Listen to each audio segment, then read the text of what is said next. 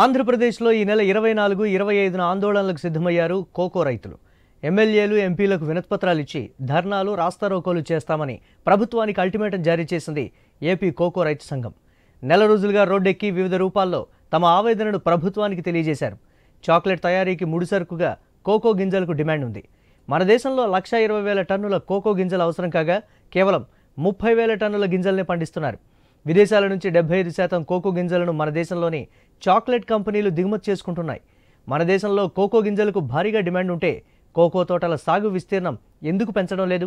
ఆంధ్రప్రదేశ్లో 75,000 హెక్టార్లలో కోకో తోటలు సాగు చేస్తూ ఉంటే డిమాండ్ ఉన్న పంటకు ఎందుకు ఇబ్బందులు ఎదురవుతున్నాయి? చాక్లెట్ కంపెనీలు రైతులకు ఏం చెప్పి సాగులోకి దింపాయి? ఇప్పుడు రైతులను ఏ రకంగా వేధిస్తున్నాయి? ఉద్యాన శాఖ, కేంద్ర రాష్ట్ర ప్రభుత్వాల స్పందన ఏంటి? అసలు కోకో రైతుల సమస్య ఏంటి? ఏలూరు జిల్లా నుంచి ఐ న్యూస్ ప్రతినిధి భార్గవ్ అందిస్తున్న గ్రౌండ్ రిపోర్ట్లో చూద్దాం.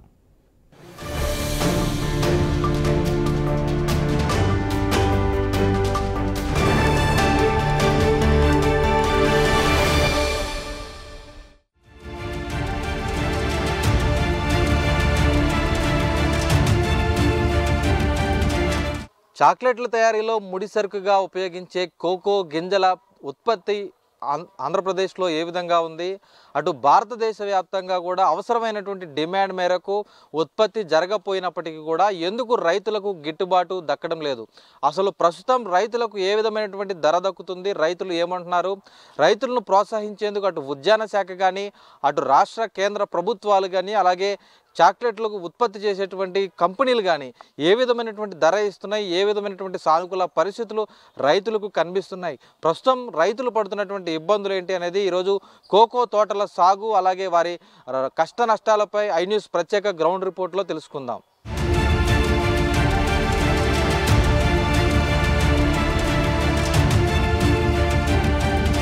ఆంధ్రప్రదేశ్ రాష్ట్ర వ్యాప్తంగా కూడా కోకో రైతులు తమ సాగు వదిలి రోడ్డు ఎక్కాల్సినటువంటి పరిస్థితి వచ్చింది. పెద్ద ఎత్తున కూడా ఈరోజు కోకో రైతులు అటు రాష్ట్ర ప్రభుత్వానికి, ప్రజాప్రతినిధులకు, రైతు సంఘాల నేతల తరపున వెళ్ళి వీరందరూ కూడా ఈరోజు పెద్ద ఎత్తున తమ మద్దతు ధరకు దక్కడం లేదనేటువంటి ప్రధాన డిమాండ్ వినిపిస్తున్నారు. అయితే దీనికి అనేక దశాబ్దాలుగా సాగుతున్నటువంటి ఈ కోకో ప్రధానంగా అటు ఏలూరు జిల్లా నుంచి మొదలుకొని శ్రీకాకుళం జిల్లా వరకు ఉభయ గోదావరి, ఉత్తరాంధ్ర జిల్లాల్లో అత్యధికంగా సాగుతుంది. అందులోని దాదాపు 70,000 హెక్టార్ల వరకు కూడా సాగుతున్నటువంటి ఈ పంట ఒక్క ఏలూరు జిల్లాలోని ఈరోజు అత్యధికంగా సాగుతున్నటువంటి పరిస్థితి కూడా ఉంది. అటు కొబ్బరిలో అంతర పంటగా కానీ, లేదంటే ఆ పామాయిల్లో అంతర పంటగా వేస్తున్న వారు కూడా ఉన్నారు. ఈ విధంగా రైతుకు చేదోడు వాదాడుగా ఉండే విధంగా ఈ కోకో పంట అనేది కూడా తయారైంది. అయితే ఈ కోకో పంట రైతులకు ఈరోజు ఎందుకు ఇంత ఇబ్బందులు వచ్చాయి? ఎందుకు ఈరోజు రోడ్డు ఎక్కాల్సిన పరిస్థితి వచ్చింది? రాష్ట్ర ప్రభుత్వం ఎందుకు వీరి గురించి స్పందించడం లేదు అనేది ప్రస్తుతం రైతులందరూ కూడా తమ నుంచి ఆవేదన వ్యక్తం చేస్తున్నారు.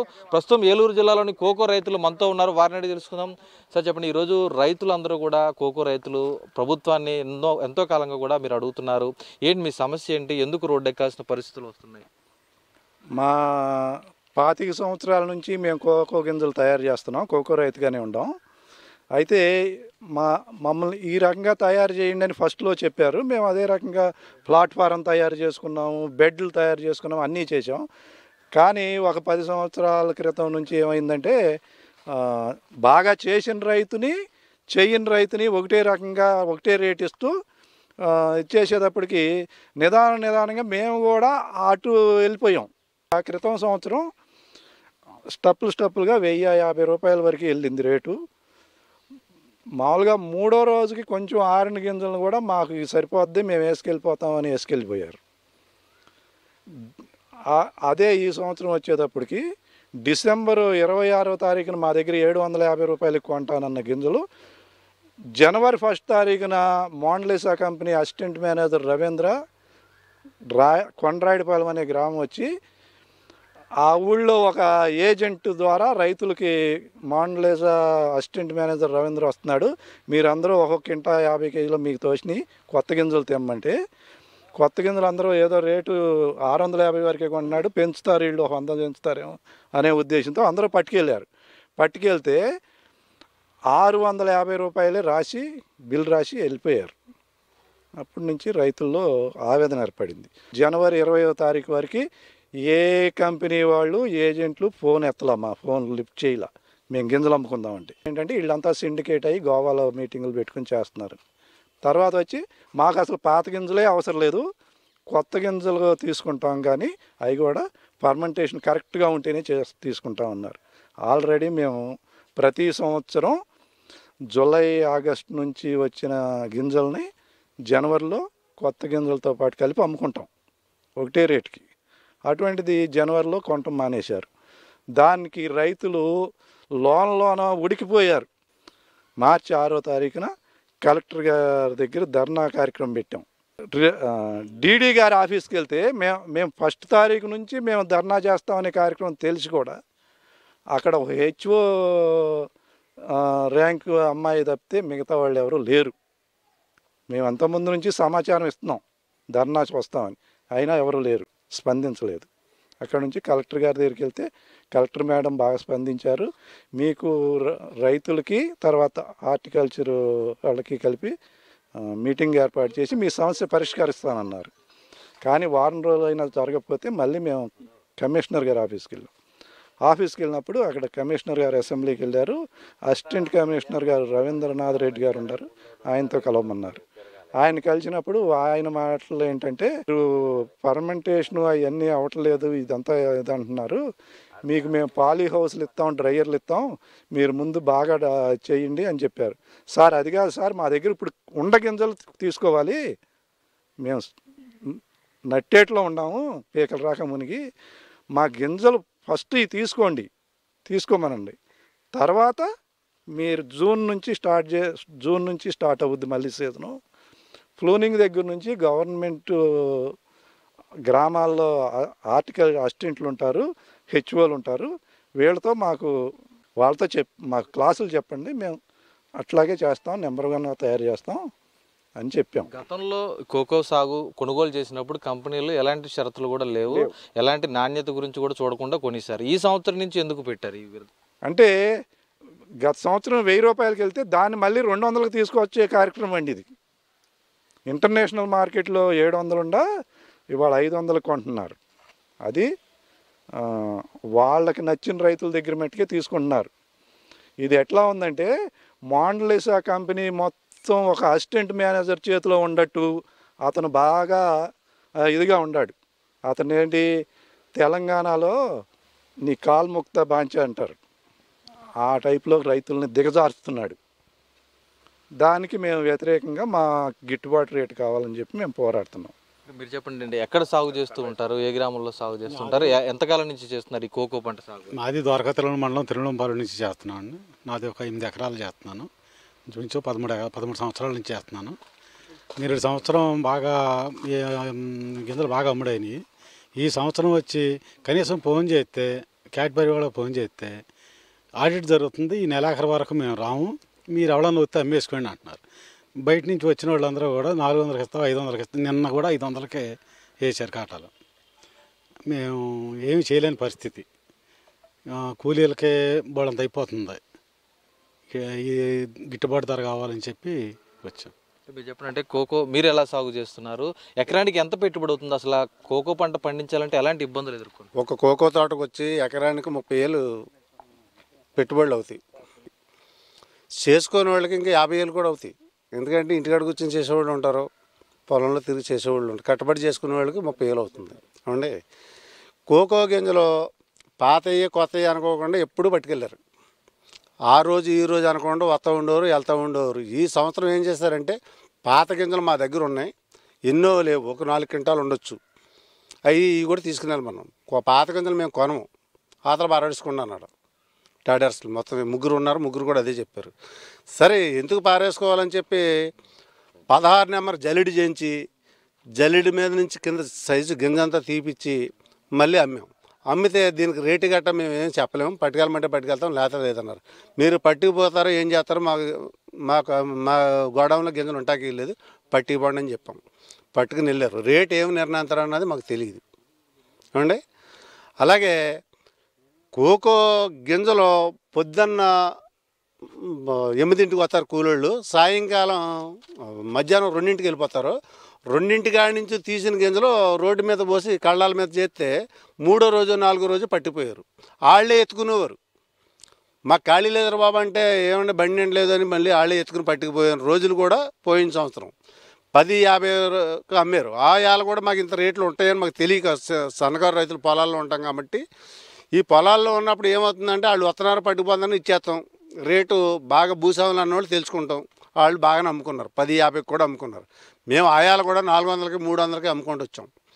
ఇవాళ నిరుడు తాయిలో ఇలాగ ఉంది కదా అని చెప్పి మేము గింజలు దాచుకుంటే మా గింజలు 400కి కాదు 300కి ఏ రేటు చెప్పుకోకుండా రేట్ అయితే మేము చెప్పలేమన్నారు. అయితే పట్టుకుపోయి మీరు ఏ రేటు వేయాలంటూ ఆ రేట్ వేయండి అని మేము పంపించేసామండి ఈరోజు. అది మన 3 రోజుల నాడు నిర్ణయం వద్దు, మాకు ఇంకా సిరాకు వచ్చిందండి. కూలిపడలేవు మేము ఇక్కడ. ఏదో నిరుడు పెరిగింది కదా అన్న ఆలోచనతో మేము ఉంచుకున్నాం. మేము కొనమన్నారు. నిన్న సగం కూడా ఊళ్ళోకి వచ్చారు. పాత గింజలు ఉన్నాయి పట్టుకెళ్తారని. మాకు పాత గింజలు మా కంపెనీ కొనొద్దు అంది. మేము కొనమని చెప్పారు. క్యార్బరీ వాళ్ళు కొంటున్నారు. ఆయన కూడా మాకు అక్కర్లేదు అన్నాడు. తర్వాత ఈ పాపారావు లాటాస్ వాళ్ళు కూడా వాళ్ళు అదే చెప్పారు.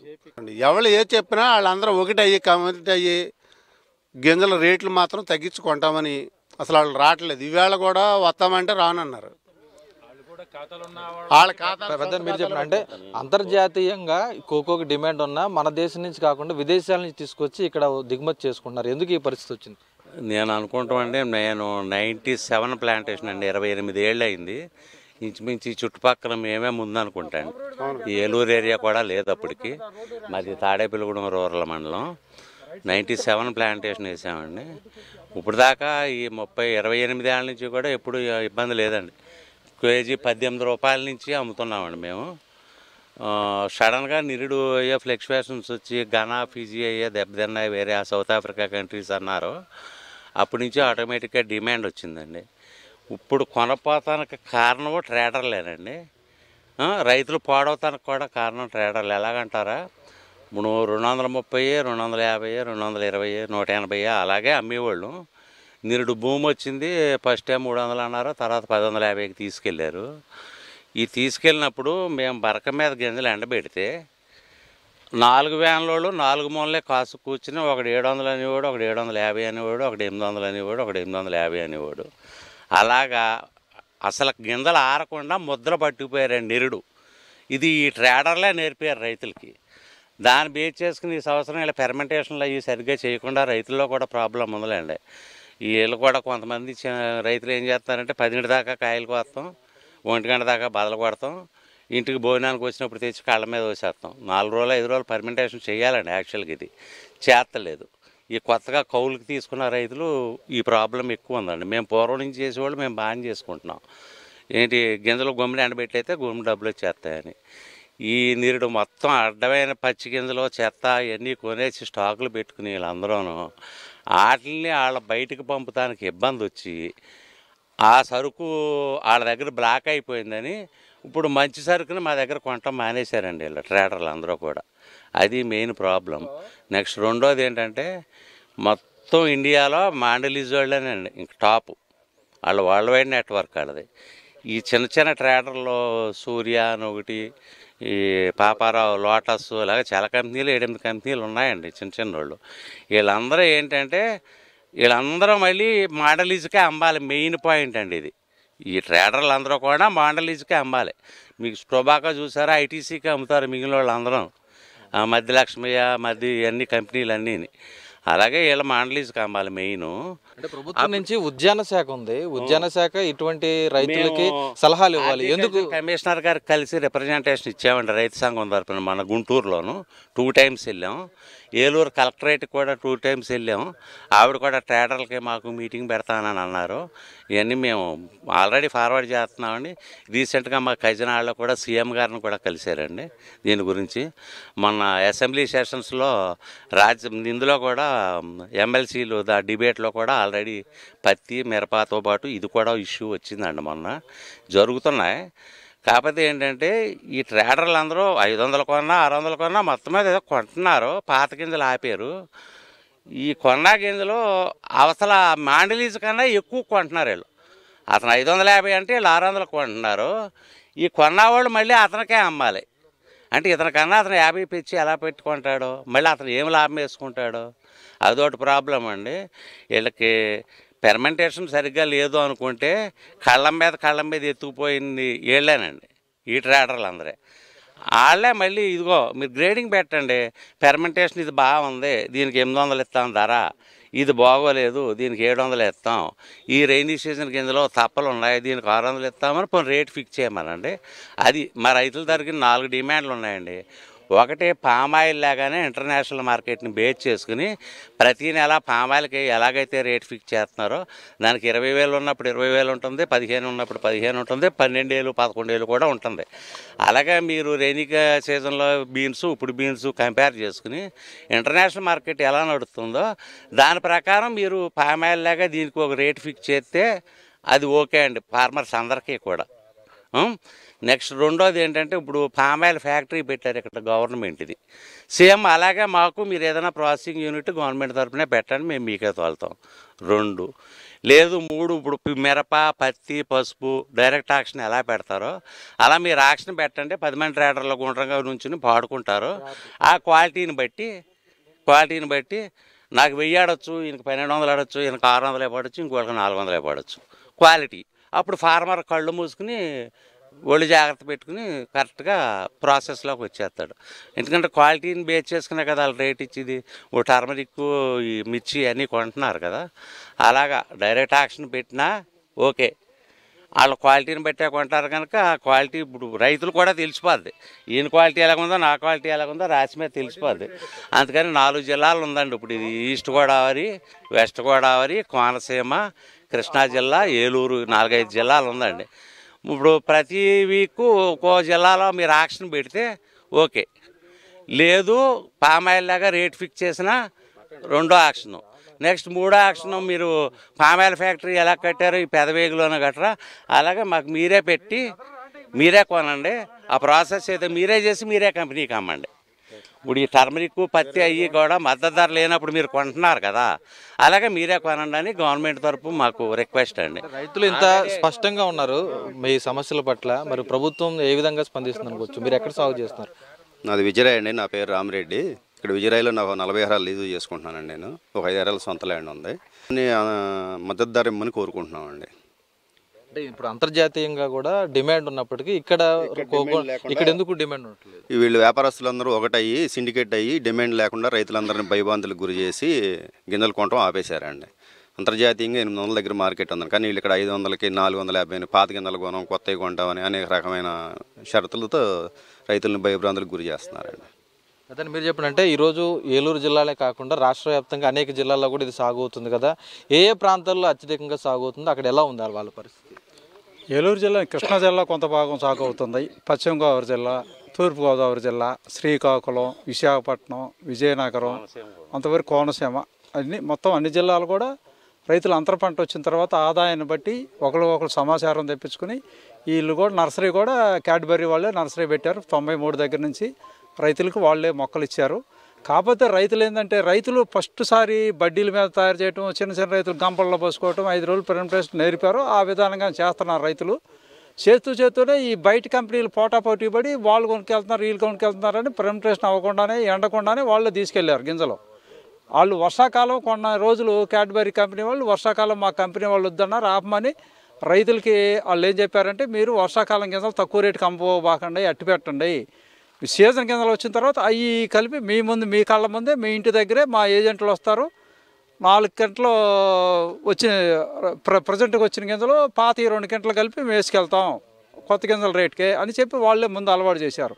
ఈ సంవత్సరం ఏం చేశారంటే జనవరి దాకా నవంబర్ దాకా ఊరుకుని నవంబర్ కాడ నుంచి కొత్త గింజలు 650 కొంటూ అన్నసీజన్ గింజలు అడగలేదు, కొత్త గింజలు 650 కాదు ఇవి కూడా కలిపి వేసుకుంటారని రైతులు అనుకుంటానే జనవరి 1వ తారీఖు 1వ తారీఖు కదా 650కి నవంబర్ నుంచి కొంటున్నారు కదా, వీటికి ఇంకొక ఎక్స్ట్రా రేట్ ఇస్తారని వీళ్ళు ఫోన్ చేసి రమ్మనగానే వాళ్ళ ఏజెంట్ ఉన్నాడు, ఎప్పటి నుంచో ఒక ఊర్లో ఏజెంట్ ఉన్నాడు, ఆయన రమ్మనగానే 10 మంది రైతులు కొత్త బట్టలు వేసుకుని జనవరి 1 తలకలు పోసుకుని చక్కగా 20 కేజీలు తెచ్చేవాళ్ళు 20 కేజీలు, 50 కేజీలు 50, 100 కేజీలు తెచ్చేవాళ్ళు 100 కేజీలు తెచ్చి వేశారు, బిల్ రాశారు, కాటేసి బిల్ రాసి గింజలు ఆడబడేసి తర్వాత వాళ్ళ ఆటో వచ్చి వేసుకెళ్ళిద్ది అనుకోండి సాయంత్రం లోపు 650 రాశారు. ఈ రైతులు కూడా ఎవరు అడగల, బాధ్యత మందే హక్కు మందే, అది తెలుసుకున్నప్పుడే రేటు వచ్చింది. గవర్నమెంట్ వాళ్ళు ఏంటంటే మనం అడిగేది స్థిరమైన రేటు, ఈ రేటు కంపెనీల వాళ్ళందరూ సరిగ్గా కొనట్లేదు కాబట్టి ఒక యార్డ్ లాగా పెట్టి యార్డ్ దగ్గర తీసుకొస్తే రేటు క్వాలిటీ ఉన్న దాని క్వాలిటీ రేటు, క్వాలిటీ లేని దాని క్వాలిటీ రేటు తీసుకునేలాగా ఏర్పాటు చేస్తే మాకు అందరికీ సమ్మతమే. అందుకని మేము కోకో గింజల రేటు కోసమే ఈ రైతులందరినీ అందరూ కలిపి అందరికి బాగా నేడు దండగ పడ్డారు. ఎక్కువ కౌలు పెట్టి తీసుకున్నారు. కౌలు తీసుకున్న వాళ్ళే కాకుండా భూమి సొంత భూమి ఉండాళ్ళు, ఆ రైతుకు పనిచేసే కూలీలు కూడా మాకు సహకరించాలా. రేటు వస్తే ఎవరికైనా సరే కూలిత్తానికైనా సరే కౌలుకిత్తానికైనా మాకు ఎటువంటి అభ్యంతరం లేదు రైతుకి తీసుకునే కౌలుదారుడికి. అందుకని అందరూ సహకరించాలా. అదండి మీరు చెప్పండి. అంటే రాష్ట్రంలో ఎన్ని ఎకరాల్లో అసలు ఇది సాగు అవుతుంది కోకో? ఇప్పుడు ఏడాది పెరుగుతూ వస్తుందా? ఇలా రేటు ఉంటే కనుక తగ్గిపోయే ప్రమాదం ఏమైనా ఉందనుకోవచ్చు? ఇప్పుడు సుమారుగా రాష్ట్రంలో సుమారుగా 70,000 హెక్టార్లని చెప్తున్నారు గణాంకాల లెక్కల ప్రకారం, రైతుల లెక్కల ప్రకారం. అయితే ఇప్పుడు ఈ పాత గింజలు ఇప్పుడు రైతు ఆశిస్తాడండి. ఇప్పుడు ఇది నిల్వ ఉండే సరుకు కొన్నాళ్ళ పాటు, సర్లే సీజన్లో కొంచెం రేటు పెరుగుద్దని చెప్పేసి ఆశించి ఇప్పుడు పెట్టుబడులు ఎక్కువ పెట్టాడు కదండి. అలాగే కూలి రేట్లు కూడా పెరిగినాయి. ఇప్పుడు రేటు పెరిగేసరికి కూలీల రేట్లు పెంచారు, అలాగే మందుల రేట్లు పెరిగినాయి, వ్యవసాయ ఖర్చు పెరిగిపోయింది ఎక్కువగా. సరే ఆశపడ్డాడు. ఇప్పుడు వర్షాకాలంలో గింజ కొంచెం క్వాలిటీ తక్కువగా ఉంటుంది, అయినా సరే అని చెప్పేసి ₹1 కలిసిద్దని చెప్పేసి నిలవబెట్టుకున్నాడు. నిలవబెట్టుకునే హక్కు రైతుకి లేదా? రైతు ఎప్పుడు అలాగే ఉండాలా? అట్టడుక్కే ఉండాలా? కంపెనీలు ఒక దశలో 300 చేసినాయి, వర్షాకాలం గింజకి 300 చేసినాయి. 300 చేసినప్పుడు ఏదో అరాకొర వేసారు తప్ప మిగతా వాళ్ళు వేయలా. ఎందుకు వేయలేదు? ఈ ఫ్యూచర్లో కొంచెం 100-200 పెరుగుతుంది, మనకి ఖర్చులు పెరిగినాయి కదా, మనకు కూడా లాభసాటిగా ఉంటుంది అనే ఉద్దేశంతో అట్టిపెట్టుకున్నారు, నిలవబెట్టుకున్నారని చెప్పేసి అప్పుడు గింజలు వేయలేదు, అలాగే ఉంచారని చెప్పేసి కంపెనీలు మొత్తం అందరూ కలిపి సిండికేట్ అయ్యి ఆ గింజలు ఎందుకు వేయలేదు, ఆ గింజలు వదిలిపెట్టేసి కొత్త గింజ తీసుకుందాం, ఆ గింజ అసలు మాకు వద్దు అనేది వాళ్ళకి ఒక కక్షపూరితం. నన్ను అడిగితే రైతుల మీద కక్షపూరితమే. నన్ను అడిగితే నేను ఫ్రాంక్గా చెప్పాలంటే ఆ విధంగా చెప్పేసి ఇప్పుడు రైతులు కంపెనీలు ప్రోత్సహించి, క్యాడ్బరీ కావచ్చు, రకరకాల కంపెనీలు రైతులు ప్రోత్సహించి మొక్కలు వేయించారండి. ఫస్ట్ అలవాటు చేశారు, మేమే కొంటాం గింజ అని చెప్పేసి. ఈరోజు ఎందుకు కొనరు అంటే మీరు 4 కంపెనీలు ఒకటయ్యారు, వీళ్ళు 40,000-30,000 మంది కోకో రైతులు ఉండే, వీళ్ళందరూ ఒకటి అవ్వలేరు. ఎందుకంటే వీళ్ళు పుస్తులు తాకట్టు పెట్టో లేదా వడ్డీలకి ₹2 వడ్డీకి తీసుకొచ్చో కౌళ్ళకి తీసుకుని వ్యవసాయ పెట్టుబడులు పెట్టి అలా ఉంటారు. అవతల వడ్డీలకి ఇచ్చిన వాళ్ళు స్టంటుతారు వెనకాల మాకు డబ్బులు కట్టమని. అంచేత ఏదో రేటుకి వాళ్ళు వేసేస్తారు, ఇంకో నెల అట్టి పెడదాం, ఇంకో నెల ఉంటే వాళ్ళు ఏదో రేటుకి వచ్చేసి వేసేస్తారనే ఉద్దేశంతో ఇలాగా ఈ కంపెనీలు మొత్తం సిండికేట్ అయ్యి ఈ రేటుని పెంచకుండా చేసినటువంటి పరిణామం అండి ఇది. ఈరోజు దేశంలో అవసరమైనటువంటి కోకో పంట ఉత్పత్తి కన్నా కూడా కేవలం 30% మాత్రమే ప్రస్తుతం ఈ దేశంలో సాగు అవుతున్నప్పటికీ కూడా కనీసం వారికి మద్దతు ధర అనేది కూడా దక్కడం లేదు. అంతర్జాతీయంగా ₹1,000 వరకు కూడా దిగుమతి చేసుకుంటున్నారు, ₹1,000 వెచ్చించి. ఇక్కడ స్థానికంగా రైతులకు కేవలం ₹300, ₹400, ₹500 అంటూ బేరాలు ఆడుతున్నటువంటి పరిస్థితి కంపెనీల నుంచి కూడా వినిపిస్తుంది. కంపెనీలు సిండికేట్ అయి తమను దోచుకుంటున్నాయి. కోకో రైతులకు, కోకో గింజలకు మద్దతు ధర ప్రకటించాలంటూ కూడా ఈరోజు కోకో రైతులు కోరుతున్నారు. పెద్ద ఎత్తున కూడా రాష్ట్రంలో ఉన్నటువంటి 70,000 హెక్టార్ల వరకు కూడా ఈ కోకో పంట సాగు అవుతున్న నేపథ్యంలో ఆ రైతులందరూ ప్రభుత్వం తక్షణమే స్పందించాలి, తమకు మద్దతు ధర ఇవ్వాలంటూ కూడా వారు డిమాండ్ చేస్తున్న పరిస్థితి అయితే కనిపిస్తోంది.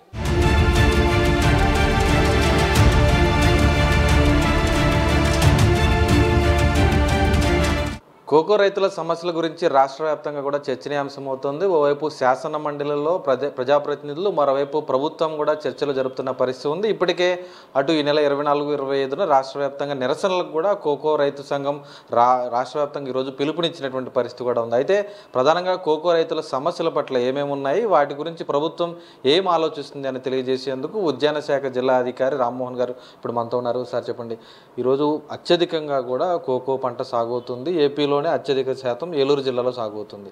ఇక్కడ ఉన్నటువంటి రైతులు మా సమస్యలు ఉన్నాయి, మీ దృష్టికి తీసుకొచ్చామని చెప్తున్నారు. అసలు ఏం సమస్యలు ఉన్నాయి, వాటి పరిష్కారానికి ఏం సూచించబోతున్నారు? మనకి కోకో రైతులు లాస్ట్ ఇయర్ ₹1,000 పైబడి 1 కేజీ డ్రై బీన్స్ అనేది ధర పెరిగింది. ఎందుకంటే అంతర్జాతీయంగా మనకి ఏదైతే దిగుమతి చేసుకున్న దేశాలు గానా, నైజీరియా, క్యామరూన్, మన ఇండోనేషియా, మలేషియా, అక్కడ పంట దిగుబడి తగ్గడం వల్ల last time demand supply gap వలన మనకి హయ్యెస్ట్ ప్రైసెస్ అనేది మనకి ₹1,050 వరకు కూడా వెళ్ళడం జరిగింది. మరి ఈ సంవత్సరం ఇంటర్నేషనల్ అక్కడ కూడా మళ్ళీ పంట దిగుమతులు బాగున్నాయి, నాణ్యత బాగుంది.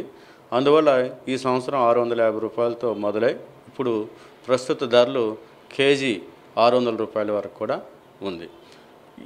ఇప్పుడు ఉన్న ఎంతమంది రైతులు పండించినా కూడా, ఎంత క్వాంటిటీ ఉన్నా కూడా ప్రతి వారం కూడా 300 నుంచి 400 టన్నులు మనకి మాండలేజ్ కంపెనీ వారు కావచ్చు, ఇతర కంపెనీలు కావచ్చు, ట్రేడర్స్ కావచ్చు, వీరందరూ కూడా కొనుగోలు చేయడం అనేది జరుగుతుంది.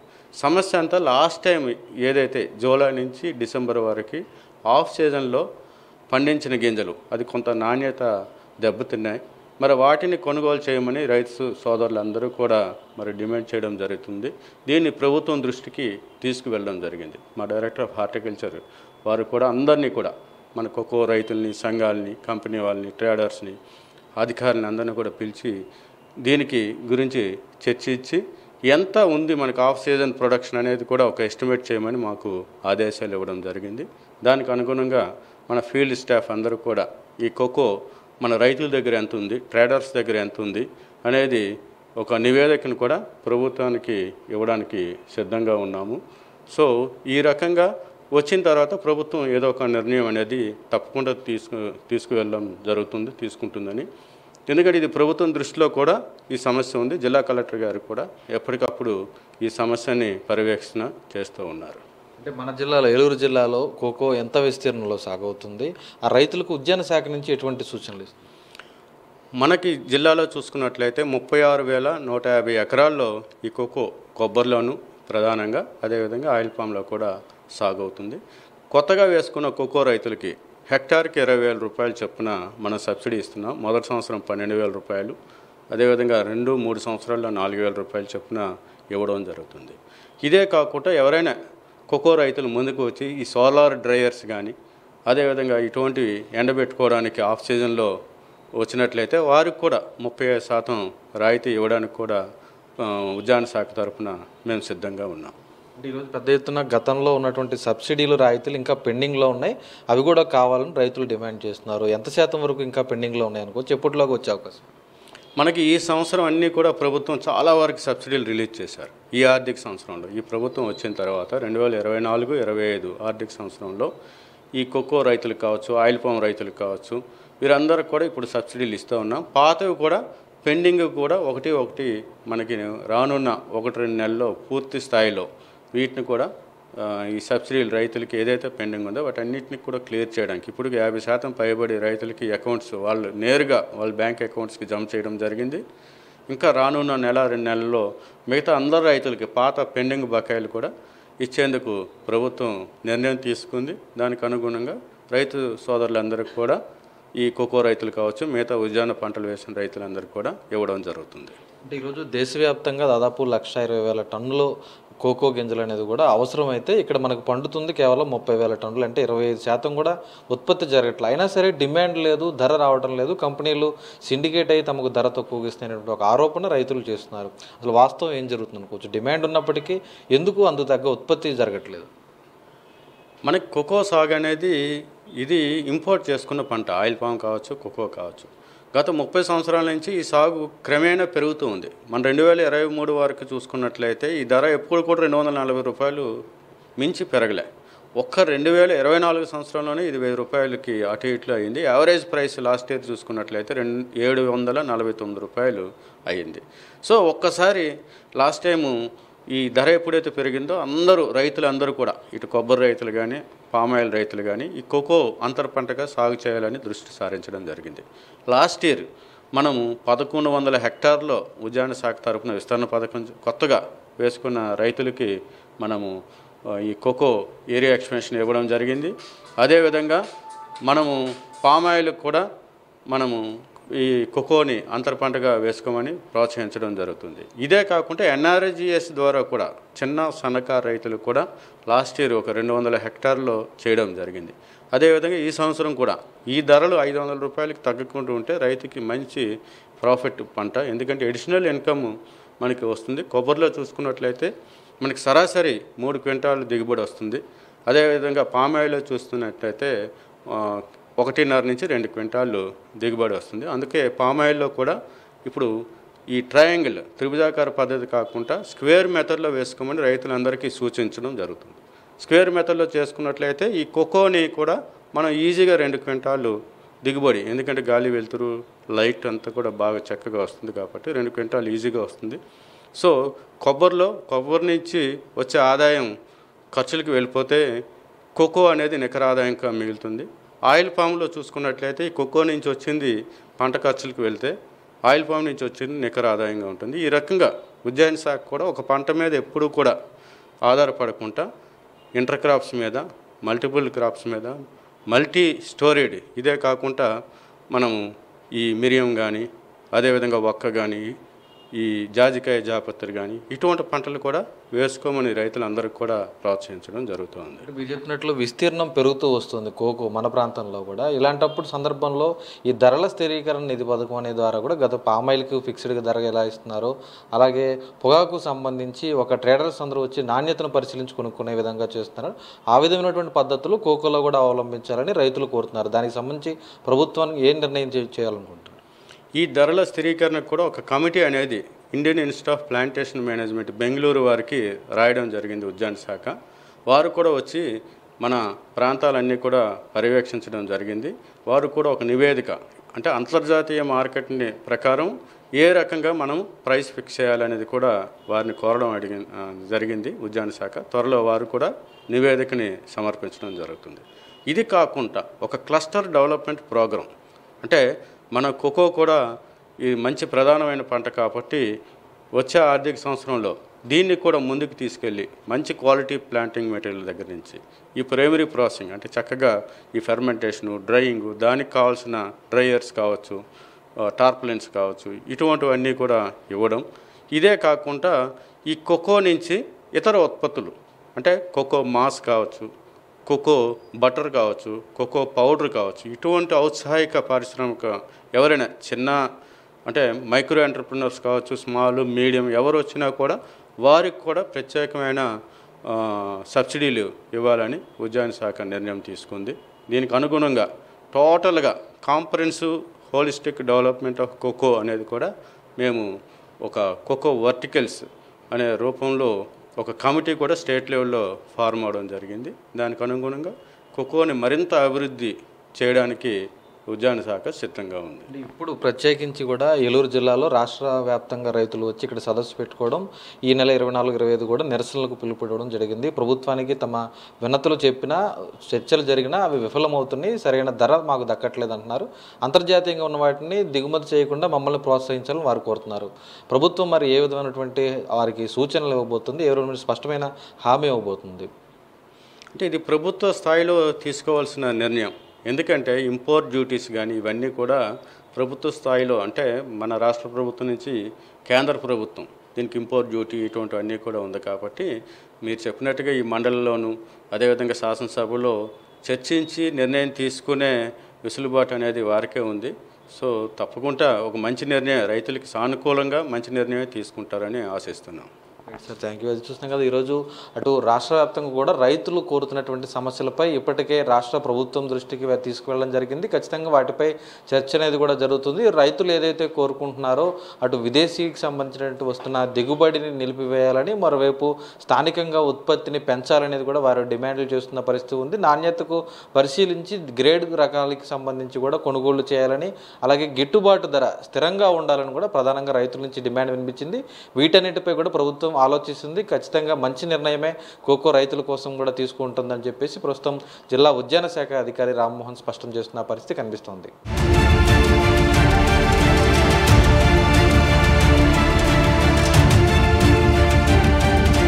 చూసాం కదా కోకో రైతుల కష్టాలు. దాదాపు ఏపీ వ్యాప్తంగా కూడా 70,000 హెక్టార్ల వరకు కూడా ఈ కోకో తోటలను సాగు చేస్తున్నప్పటికీ కూడా అటు అత్యధికంగా కూడా చాక్లెట్ తయారు చేస్తున్నటువంటి కంపెనీలు ఈరోజు కోకో రైతులకు గిట్టుబాటు ధర ఇవ్వడం లేదనేది కూడా రైతుల నుంచి వినిపిస్తున్నటువంటి ప్రధాన ఆవేదన. ఈ తరుణంలో అటు ఉద్యాన శాఖ కానీ, కేంద్ర రాష్ట్ర ప్రభుత్వాలు కానీ అంతర్జాతీయంగా కూడా కోకో రైతులకు పెద్ద ఎత్తున డిమాండ్ ఉన్నప్పటికీ కూడా కోకో తోటలకు సంబంధించినటువంటి సాగుకు కోకో గింజలను కొనుగోలు చేయడంలో మాత్రం పూర్తిగా నిర్లక్ష్యం వహిస్తున్నారని, సక్రమంగా తమకు ధర ఇవ్వడం లేదని, అంతర్జాతీయంగా 1000 రూపాయలు పైబడి మార్కెట్ ధర రేటు ఉన్నప్పటికీ కూడా రైతులు కేవలం 250 నుంచి 500 రూపాయల వరకు మాత్రమే కొనుగోలు చేస్తున్నారు. ఈ తరుణంలో రైతులు తీవ్రంగా నష్టపోతున్నాం.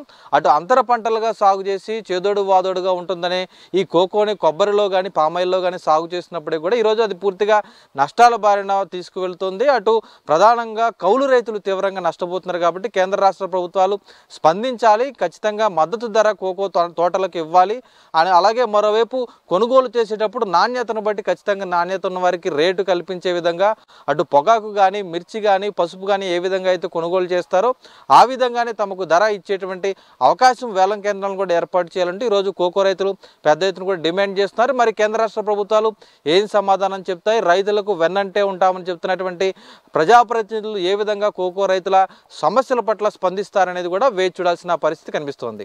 ఇది ఇవాల్టి గ్రౌండ్ రిపోర్ట్. కెమెరా పర్సన్ మధుతో భార్గవ్, ఐ న్యూస్, ఏలూరు జిల్లా నుంచి.